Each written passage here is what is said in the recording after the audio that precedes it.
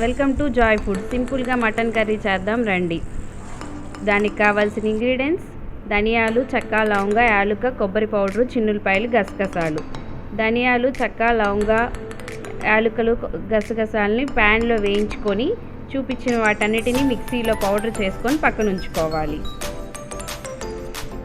దాని తర్వాత ఆయిల్ పోసుకొని ప్యాన్లో కట్ చేసిన ఉల్లిపాయ ముక్కలు, పచ్చిమిర్చి బాగా దోరగా వేయించుకోవాలి.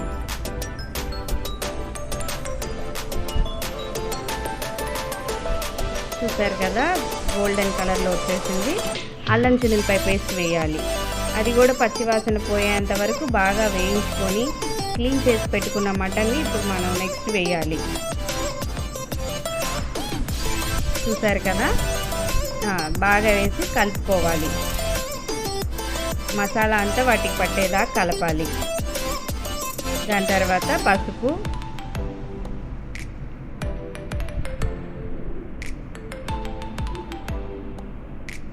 మీ టేస్ట్కి తగినంత సాల్ట్,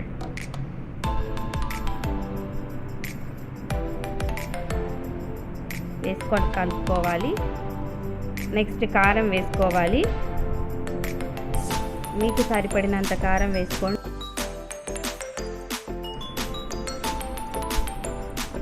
వేసుకొని బాగా కలుపుకోవాలి.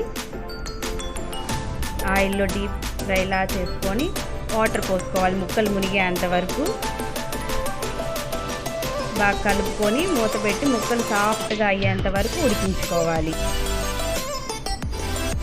చూసారు కదా, మూత పెట్టుకొని ఉడికించుకోవాలి.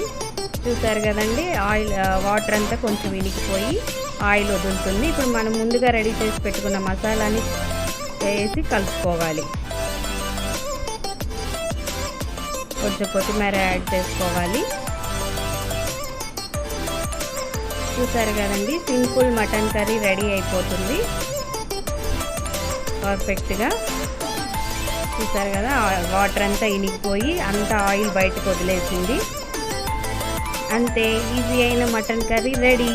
మీరు కూడా తప్పక ట్రై చేసి కామెంట్స్లో తెలపండి.